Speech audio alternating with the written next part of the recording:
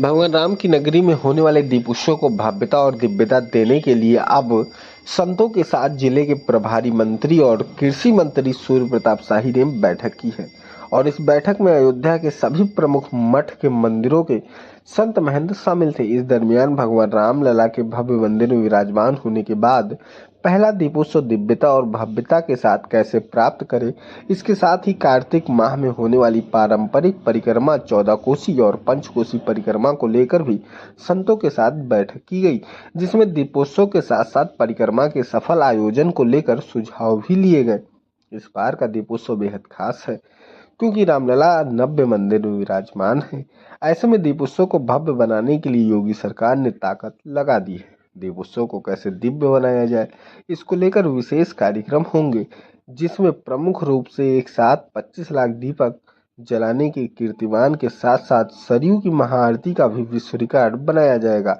Drone के जरिए भगवान राम के जीवन वृत्त को आकाश में प्रदर्शित किया जाएगा और इसके साथ ही दीपोत्सव के भव्य आयोजन के लिए मठ मंदिरों को भी सजाया जाएगा, जिसमें संतों महंतों से सरकार की तरफ से निवेदन भी किया गया है। अयोध्या में 2017 से भव्य दीपोत्सव का कार्यक्रम होता है और उसी कड़ी में इस वर्ष 30 अक्टूबर को दीपोत्सव का कार्यक्रम यहाँ पर आयोजित किया जाने वाला है। 25 लाख से अधिक दीप जलाने का एक ही समय में राम की पैड़ी पर सरयू मैया के तट पर यह आयोजन किया गया है, जो अपने में एक बहुत बड़ा उत्सव के रूप में यहाँ संपन्न होता है।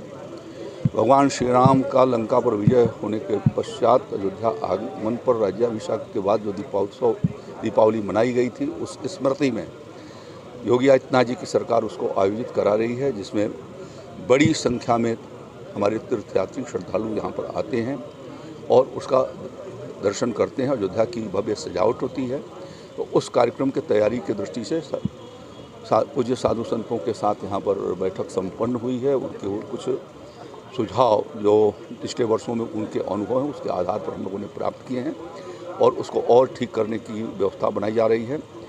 नवंबर के दूसरे सप्ताह में पंचकोशी और 14 कोसी परिक्रमा शुरू होने वाली है, तो उस दृष्टि से भी उसके तैयारियों के दृष्टि से आज मैंने पंचकोशी परिक्रमा मार्ग को और 14 कोसी परिक्रमा मार्ग का भ्रमण किया है और उसमें चूँकि निर्माणाधीन है, पिछले 1 साल से वो बन रही हैं और बनने का समय भी अभी आगे तक है, तो उनमें कोई भी हमारे जो परिक्रमा करने वाले यात्री हैं उनको कठिनाई न हो, उस दृष्टि से लोक निर्माण विभाग, सेतु निगम और अन्य विभागों को यहाँ पर महापालिका का जो कार्यक्षेत्र है उसके भीतर उनकी स्वच्छता, साफ सफाई, पानी का प्रबंध, उनके लिए कुछ विश्राम के जगह, उनके स्वास्थ्य चिकित्सा के लिए स्वास्थ्य केंद्र और साथ साथ में मार्ग पर किसी तरीके का कठिनाई उनको चलने में न हो, उसकी व्यवस्था किए जाने के लिए आज हमने निर्देश दिए हैं।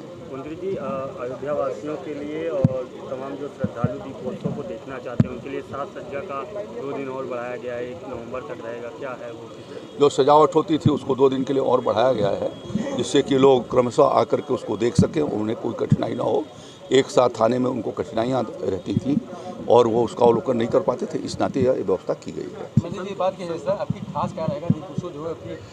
देखिए, एक तो 25 लाख से ज़्यादा दीप एक समय में जलाए जाने वाले हैं और वो गिनीज बुक ऑफ रिकॉर्ड्स में पिछले साल भी रिकॉर्ड हुआ था। इस साल वो अपने रिकॉर्ड को तोड़ते हुए एक नई रिकॉर्ड बनाएगी।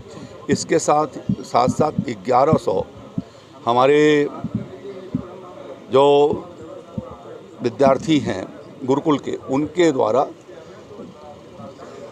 वो दीप मालिका दीपोत्सव के कार्यक्रम में 1100 दीप उनके द्वारा आरती की जाएगी, वो भी अपने में एक ऐतिहासिक है। इसके साथ साथ जो है वो ड्रोन से भगवान श्री राम के जीवन वृत्त के विभिन्न प्रसंगों को उससे जो है अवलोकित कराए जाने के लिए उसकी भी व्यवस्था कराई गई है। तो ये सब चीज़ें ऐतिहासिक एक अभूतपूर्व तरीके से आगे की ओर बढ़ रही हैं। संतों ने मांग उठाई। हो गया, धन्यवाद।